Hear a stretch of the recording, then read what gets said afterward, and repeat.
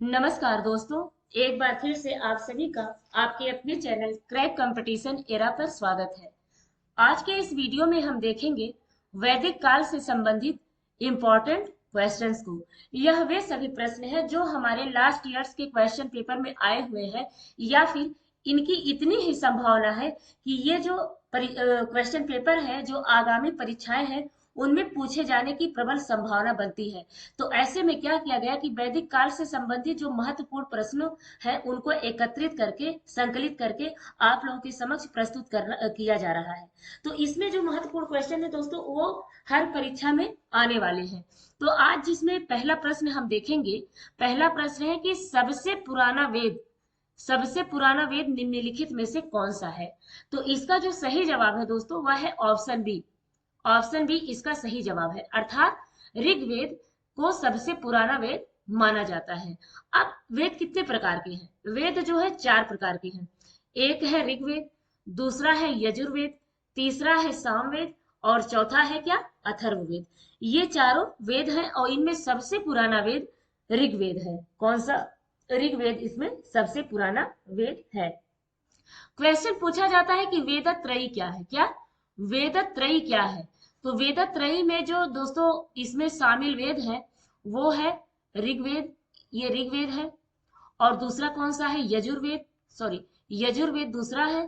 और तीसरा कौन सा है? सामवेद। यह तीनों वेद वेदत्रयी कहलाते हैं। कौन सा? ऋग्वेद, यजुर्वेद और सामवेद। इन्हें क्या कहा जाता है? वेदत्रयी या त्रयी, ये इन्हें कहा जाता है। वैसे ये वैदिक काल से संबंधित क्वेश्चन है दोस्तों। तो वैदिक काल जो है दो भागों में विभाजित किया गया है, यह क्वेश्चन पूछा गया है। वैदिक काल को कितने भागों में विभाजित किया गया है? तो दो भागों में, जिसमें पहला है ऋग्वैदिक काल। कौन सा? ऋग्वैदिक काल। और दूसरा क्या है? उत्तर वैदिक काल। कौन सा? उत्तर वैदिक काल। अब उत्तर वैदिक काल और ऋग्वैदिक काल का टाइम पीरियड क्या है? तो ऋग्वैदिक काल का जो टाइम पीरियड है दोस्तों वह है 1500 ईसा पूर्व से लेकर के यह जो है 1000 ईसा पूर्व तक, यह है आपका ऋग्वैदिक काल का एरा। अब इधर उत्तर वैदिक काल का क्या आया? तो जो उत्तर वैदिक काल का है वह है 1000 ईसा पूर्व से लेकर के जो है 600 ईसा पूर्व तक, यह आपका उत्तर वैदिक काल है। तो वैदिक काल को कितने भागों में विभाजित किया गया है? दो भागों में। एक है ऋग्वैदिक काल, दूसरा है उत्तर वैदिक काल। 1500 ईसा पूर्व से लेकर के 1000 ईसा पूर्व तक का जो टाइम है, समय है, वह ऋग्वैदिक काल में आता है। और उसके बाद उत्तर वैदिक काल में क्या आता है? 1000 से 600 ईसा पूर्व उत्तर वैदिक काल में गिना जाता है। नेक्स्ट क्वेश्चन देखेंगे। इसमें देखिए क्वेश्चन आया है कि त्रयी नाम है, त्रयी जो नाम है किसका नाम है? त्रयी। तो यह किसका नाम है? ये आप इसको देखते ही पहचान गए होंगे कि यह जो है ऑप्शन ए इसका करेक्ट आंसर है, यानी कि तीन वेदों का नाम वेदत्रयी कहलाता है। अब तीन वेद कौन कौन से हैं? तो पहला क्या है? ऋग्वेद, पहला ऋग्वेद है ना त्रयी, वेदत्रयी में। दूसरा क्या है? यजुर्वेद, दूसरा क्या है? यजुर्वेद, आपका यजुर्वेद जो है दूसरा है। तीसरा क्या है? सामवेद। इन तीनों वेदों को मिलाकर के क्या कहा जाता है? वेदत्रयी। क्या बोला जाता है? वेदत्रयी, त्रयी। अच्छा, एक प्रश्न ये है तो इसमें और भी पूछा जाता है कि प्रत्येक जो वेद है, जो प्रत्येक वेद है दोस्तों, उनके चार भाग हैं। प्रत्येक वेद के चार भाग हैं। आप कौन कौन से? जैसे प्रत्येक वेद के चार भाग हैं, तो वह जो है एक है संहिता। संहिता जो है ऋग्वेद का है, और संहिता का ब्राह्मण, वो ऋग्वेद का क्या है? ब्राह्मण ग्रंथ भी है, ब्राह्मण ग्रंथ ऋग्वेद का है। और तीसरा क्या है? आरण्यक, आरण्यक। और चौथा क्या है? आपका उपनिषद। क्या? उपनिषद आपका चौथा है, उपनिषद। यह जो चार भाग है दोस्तों, यह ना केवल जो है मतलब कि ऋग्वेद से है, बल्कि यह यजुर्वेद, सामवेद और अथर्ववेद, वो जो तीनों है, चारों है, इनमें ये चार भाग शामिल होते हैं। एक है संहिता, दूसरा है ब्राह्मण, तीसरा है आरण्यक, चौथा है उपनिषद। ये चार जो है हर वेद के भाग है, यानी चारों वेदों के भाग हैं। नेक्स्ट क्वेश्चन देखेंगे। इसमें नेक्स्ट क्वेश्चन है कि ऋग्वेद है क्या? है ऋग्वेद। तो इसमें जो सही जवाब है ऋग्वेद है। तो ऋग्वेद सही है तो क्या है? तो इसका जो ऑप्शन ए है, अर्थात स्तोत्र का संकलन। स्तोत्र का संकलन, यानी यही जो है ऋग्वेद का एक मतलब मुख्य वो जो इसका मुख्य जो स्थिति है वह है कि स्तोत्र का संकलन ही ऋग्वेद है। तो इसमें जैसे अब ऋग्वेद से संबंधित कुछ महत्वपूर्ण जो है फैक्ट देख लेते हैं जो कि हमारी परीक्षाओं में पूछे गए हैं। तो ऋग्वेद जो है क्या है, ऋग्वेद में कुल कितने मंडल हैं? तो इसमें जो है 10 मंडल है दोस्तों। कितने मंडल है? 10 मंडल है। और कितने सूक्त है? 1028 सूक्त। ऋग्वेद में क्या है? 1028 सूक्त। यह जो है ऋग्वेद से संबंधित है। ऋग्वेद का जो दूसरा और सातवां, ऋग्वेद का क्या, ऋग्वेद का दूसरा और आपका सातवां, यह क्या है? सबसे प्राचीन मंडल है। क्या है? सबसे प्राचीन, सबसे प्राचीन मंडल माना गया है दूसरा और सातवां। ऋग्वेद का सबसे प्राचीन मंडल माना गया है। अच्छा, जो है ऋग्वेद का जो तृतीय मंडल है, तृतीय मंडल, उसमें क्या है? ऋग्वेद का जो तृतीय मंडल है उसमें जो है गायत्री मंत्र का उल्लेख उल्लेख है। क्या? गायत्री मंत्र का उल्लेख जो है तृतीय मंडल में है। ऋग्वेद के तृतीय मंडल में गायत्री मंत्र का उल्लेख है। अच्छा, गायत्री मंत्र के रचनाकार कौन है? तो गायत्री मंत्र के जो रचनाकार हैं दोस्तों वो है विश्वामित्र। कौन? विश्वामित्र जो है गायत्री मंत्र के रचनाकार हैं। कौन? विश्वामित्र। वैसे ये गायत्री मंत्र किसको समर्पित है? सविता को। सविता को गायत्री मंत्र समर्पित है। सविता को क्या, सविता कौन है? तो सूर्य को सविता कहा जाता है। क्या? भगवान सूर्य को सविता कहा जाता है। तो यह जो है गायत्री मंत्र किससे संबंधित है? सूर्य से संबंधित है।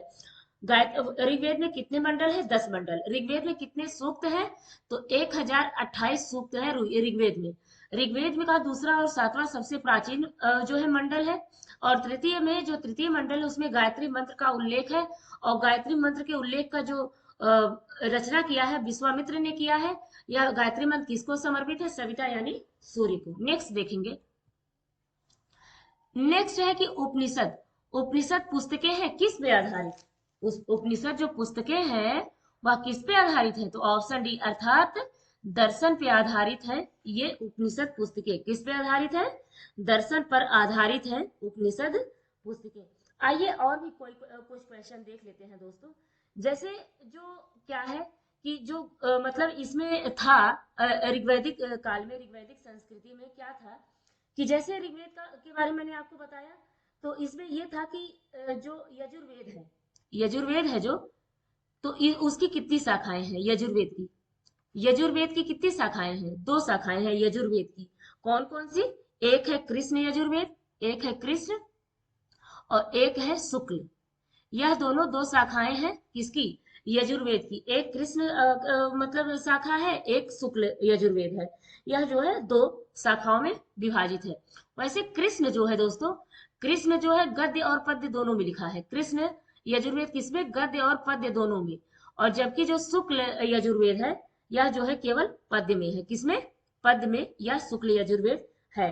वैसे एक बात बताइए, शूद्र, शूद्र शब्द का उल्लेख कहाँ किया गया है? शूद्र शब्द का उल्लेख जो है वह कहाँ किया गया है? सर्वप्रथम यह जो है ऋग्वेद में इसका उल्लेख किया गया है। ऋग्वेद में चौथे मंडल में, 10वें मंडल में जो है शूद्र का उल्लेख किया गया। 10वें मंडल के पुरुष सूक्त में। कौन से सूक्त में? पुरुष सूक्त में। यह जो है क्या किया गया है? पुरुष सूक्त में शूद्र शब्द का प्रयोग ऋग्वेद में किया गया है। सर्वप्रथम 10वें मंडल में किया गया है। किस सूक्त में? पुरुष सूक्त में। ये सारे क्वेश्चन इंपॉर्टेंट है दोस्तों। ये सारे क्वेश्चन परीक्षाओं में आए हैं और आएंगे निश्चित तौर पे। तो ये इससे संबंधित क्वेश्चन है। तो उपनिषद जो पुस्तक है किस पे आधारित है? दर्शन पे आधारित है। यजुर्वेद जो है 2 भागों में विभाजित है, कृष्ण यजुर्वेद और शुक्ल यजुर्वेद। कृष्ण यजुर्वेद जो है गद्य और पद्य दोनों में आता है और शुक्ल यजुर्वेद जो है पद्य में शामिल है। वैसे शूद्र शब्द जो है ऋग्वेद में सर्वप्रथम इसका उल्लेख मिलता है। जो 10वां मंडल है उसमें पुरुष सूक्त में शूद्र शब्द का उल्लेख मिलता है। ये इससे संबंधित क्वेश्चन है। और जो है ये दोस्तों शतपथ जो ब्राह्मण है, शतपथ जो ब्राह्मण है, ब्राह्मण ग्रंथ यानी शतपथ ब्राह्मण ग्रंथ, वह किससे संबंधित है? तो यजुर्वेद का यह ब्राह्मण ग्रंथ है। शतपथ ब्राह्मण ग्रंथ जो है यजुर्वेद का ब्राह्मण ग्रंथ है। नेक्स्ट क्वेश्चन देखेंगे। इसमें नेक्स्ट है दोस्तों कि नचिकेता, नचिकेता आख्यान का उल्लेख कहाँ मिलता है? नचिकेता जो आख्यान है दोस्तों, उसका उल्लेख कहाँ मिलता है? तो नचिकेता आख्यान का उल्लेख ऑप्शन सी अर्थात कठोपनिषद में मिलता है। कहाँ पे? नचिकेता आख्यान का उल्लेख दोस्तों कठोपनिषद में मिलता है। कहाँ पे? कठोपनिषद में नचिकेता आख्यान का उल्लेख मिलता है। आइए और भी कुछ क्वेश्चन देख लेते हैं। शतपथ ब्राह्मण में मैंने कहा कि शतपथ ब्राह्मण जो है यजुर्वेद का ब्राह्मण ग्रंथ है। लेकिन ये जो शतपथ ब्राह्मण है दोस्तों, शतपथ ब्राह्मण, इससे संबंधित क्वेश्चन बहुत पूछे जाते हैं। क्या पूछा जाता है कि पुनर्जन्म का सिद्धांत किस ब्राह्मण ग्रंथ में है? पुनर्जन्म इसी शतपथ ब्राह्मण में उल्लेखित है। और इसमें क्वेश्चन पूछा जाता है जल प्लावन की कथा, जो जल प्लावन की कथा है वह किसमें है? तो जल प्लावन की कथा शतपथ ग्रंथ में है, शतपथ ब्राह्मण ग्रंथ में है जल प्लावन की कथा। अच्छा, एक क्वेश्चन और पूछा जाता है कि याज्ञवल्क और गार्गी संवाद किस जो है वो उपनिषद में है? याज्ञवल्क और गार्गी संवाद यह किस उपनिषद में स्थित है? याज्ञवल्क और गार्गी संवाद किस उपनिषद में स्थित है? तो जो यह उपनिषद है बृहदारण्यक, कौन सा? बृहदारण्यक उपनिषद में जो है गार्गी और याज्ञवल्क, गार्गी और याज्ञवल्क जो है संवाद जो है लिया है। गार्गी याज्ञवल्क संवाद जो है बृहदारण्यक उपनिषद में है। वैसे कठोपनिषद जो मैंने बताया, तो कठोपनिषद नचिकेता का जो इसमें आख्यान है वो किसके साथ है? किसके साथ इनका जो है इसमें डिबेट हुआ है? तो वह जो है यम के साथ हुआ। किसके साथ? यम नचिकेता संवाद इसे कहा जाता है। क्या? यम प्लस नचिकेता, यम प्लस नचिकेता संवाद, यानी कि ये इन दोनों का संवाद है किसमें? कठोपनिषद में। तो शतपथ ग्रंथ जो ब्राह्मण ग्रंथ है उसमें किसका किसका सिद्धांत दिया गया है? तो उसमें जो है पुनर्जन्म का सिद्धांत, जल प्लावन की कथा, गार्गी याज्ञवल्क जो संवाद है वह किसमें? बृहदारण्यक उपनिषद में। यम नचिकेता संवाद किसमें है? कठोपनिषद में है। नेक्स्ट क्वेश्चन देखेंगे। नेक्स्ट क्वेश्चन है दोस्तों कि गोत्र, गोत्र शब्द का प्रयोग सर्वप्रथम कहाँ हुआ था? गोत्र शब्द का प्रयोग सर्वप्रथम कहाँ हुआ था? तो इसका क्या सही जवाब है? इसका सही जवाब है ऑप्शन बी, ऋग्वेद। यानी कि गोत्र शब्द का प्रयोग सर्वप्रथम ऋग्वेद में हुआ था। कहाँ पे हुआ था? ऋग्वेद में हुआ था। अच्छा, ये सभा समिति का बार बार नाम लिया जाता है। सभा समिति क्या कौन थी? सभा समिति जो है समिति, यह प्रजापति की दो पुत्रियां थी। क्या? प्रजापति की पुत्रियां थी। यह कौन? सभा और समिति प्रजापति की पुत्रियां थी। सभा और समिति। कठोपनिषद के बारे में बता दिया गया। एक क्वेश्चन बताइए कि ये सत्यमेव जयते जो शब्द है, सत्यमेव जयते जो शब्द है, सत्यमेव जयते, यह कहाँ से लिया गया है? सत्यमेव जयते, तो यह लिया गया है मुंडकोपनिषद से। कहाँ से? मुंडकोपनिषद से यह सत्यमेव जयते लिया गया है। कहाँ से लिया गया है? मुंडकोपनिषद से लिया गया है। अच्छा, एक क्वेश्चन और बताइए आप लोग कि अथर्ववेद का ब्राह्मण ग्रंथ कौन सा है? तो जो अथर्ववेद है दोस्तों, अथर्ववेद उसका एकमात्र ब्राह्मण ग्रंथ है। कौन सा है? गोपथ, गोपथ ब्राह्मण ग्रंथ। यह जो है किससे संबंधित है? गोपथ ब्राह्मण ग्रंथ। यह जो है अथर्ववेद से संबंधित है, गोपथ ब्राह्मण ग्रंथ। अच्छा, एक क्वेश्चन और है कि ऋग्वैदिक काल में ग्राम का मुखिया कौन होता था? ऋग्वैदिक काल में जो ग्राम का मुखिया होता था वह ग्राम कौन होता था? ग्रामीणी, ग्रामणी, ग्रामणी जो है ग्राम का मुखिया, ग्राम मुखिया कौन होता था? ग्रामीणी होता था। अच्छा, एक क्वेश्चन और है कि दसराग जो युद्ध हुआ था, दसराग युद्ध काफी प्रसिद्ध है, क्वेश्चन भी पूछा गया है, वह कौन से मंडल में उल्लिखित है? ऋग्वेद की। तो दसराग जो युद्ध है दोस्तों, दसराग युद्ध यह जो है 7वें मंडल में है। कौन से? 7वें मंडल में इसका उल्लेख है दसराग युद्ध का। तो सभा समिति कौन थी? यह जो है प्रजापति की दो पुत्रियां थी। सत्यमेव जयते जो है यह किससे संबंधित है? तो मुंडकोपनिषद से लिया गया है। अथर्ववेद का एकमात्र ब्राह्मण ग्रंथ गोपथ ब्राह्मण ग्रंथ है। और ग्राम सभा का मुखिया कौन होता था? ग्रामीणी होता था। दसराग युद्ध कौन से मंडल में है? तो 7वें मंडल में। ये सारे क्वेश्चन है। नेक्स्ट देखेंगे। इसमें नेक्स्ट है दोस्तों कि किस वेद में सभा समिति को प्रजापति की दो पुत्रियां कहा गया है? किस वेद में सभा समिति की जो है दो पुत्रियां कहा गया है? किसकी? प्रजापति की। तो जो इसका सही जवाब है दोस्तों वह है ऑप्शन डी, अर्थात अथर्ववेद में सभा और समिति को प्रजापति की दो पुत्रियां कहा गया है। किसमें? प्रजापति की दो पुत्रियां किसमें को कहा गया है? सभा और समिति को। किसमें? अथर्ववेद में। आइए कुछ क्वेश्चन देख लेते हैं। गोत्र शब्द का उल्लेख सर्वप्रथम कहाँ मिलता है? गोत्र का उल्लेख सर्वप्रथम मिलता है कहाँ पे? अभी बताया गया क्वेश्चन ना, ऋग्वेद में। कहाँ पे? ऋग्वेद में गोत्र शब्द का उल्लेख सर्वप्रथम मिलता है। अच्छा ये बताइए, शतपथ जो ब्राह्मण है, शतपथ ब्राह्मण, इसमें जो है शतपथ ब्राह्मण में पहली बात, शतपथ ब्राह्मण किसका ब्राह्मण ग्रंथ है? यजुर्वेद का। तो जो शतपथ ब्राह्मण है उसमें पत्नी को क्या कहा गया है? पत्नी को अर्धांगिनी, अर्धांगिनी बताया गया। किस ब्राह्मण ग्रंथ में? क्वेश्चन पूछा गया है। शतपथ ब्राह्मण ग्रंथ में पत्नी को अर्धांगिनी बताया गया है। ये इससे संबंधित क्वेश्चन है। अच्छा, व्यापारी वर्ग जो होते थे, व्यापारी वर्ग, व्यापार वर्ग जो करते थे, वो कौन करते थे? पड़ी वर्ग वाले। पड़ी वर्ग वाले व्यापार उद्योग करते थे। पड़ी वर्ग वाले क्या करते थे? व्यापार या पड़ी वर्ग वाले व्यापार करते थे। एक क्वेश्चन और है कि इसमें जो प्रश्न पूछा गया है कि ऋग्वैदिक देवताओं को जो है कितने भागों में विभाजित किया गया था? तो ऋग्वैदिक देवता जो थे वह 3 भागों में क्या थे?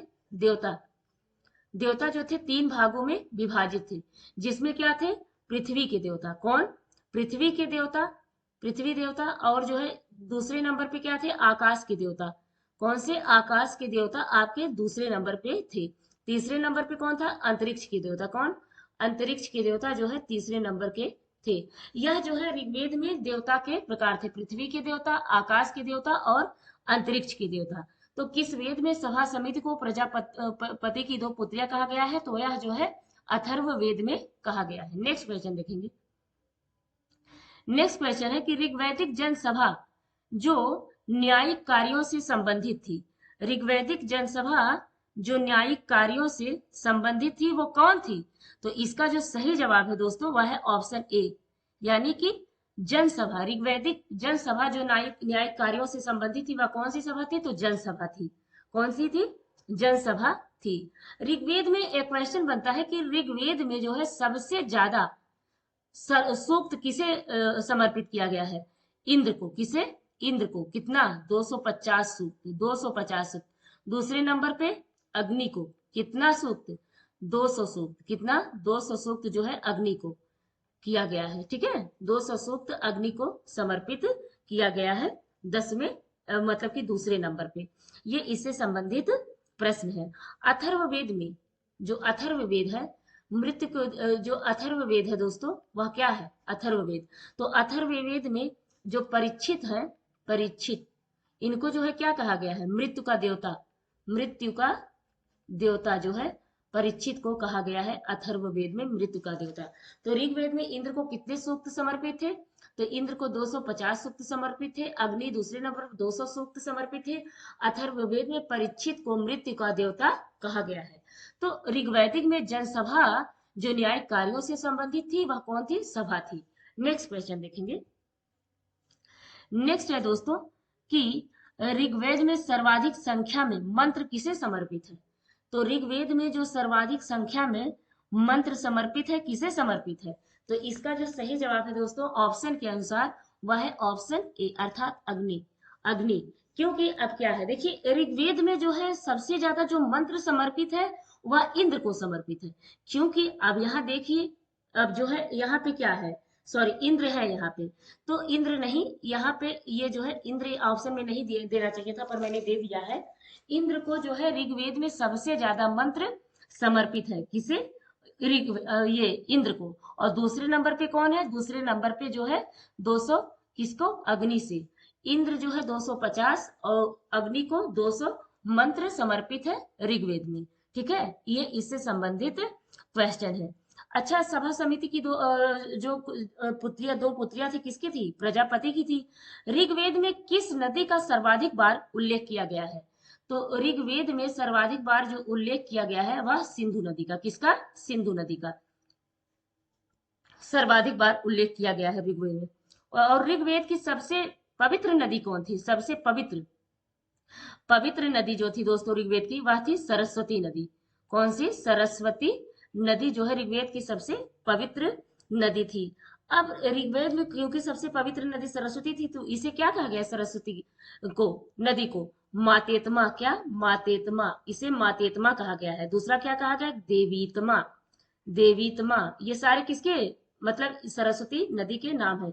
और एक नाम है नदीतमा, कौन सा, नदीतमा, या जो है ऋग्वेद में से संबंधित जो सरस्वती नदी है सबसे पवित्र मानी गई है, इसी के नाम है मातेत्मा, देवीतमा, नदीतमा, ये सारे नाम है। ऋग्वेद में सर्वाधिक संख्या में मंत्र किससे समर्पित है, तो इंद्र को समर्पित है 250, अग्नि को 200 मंत्र समर्पित है।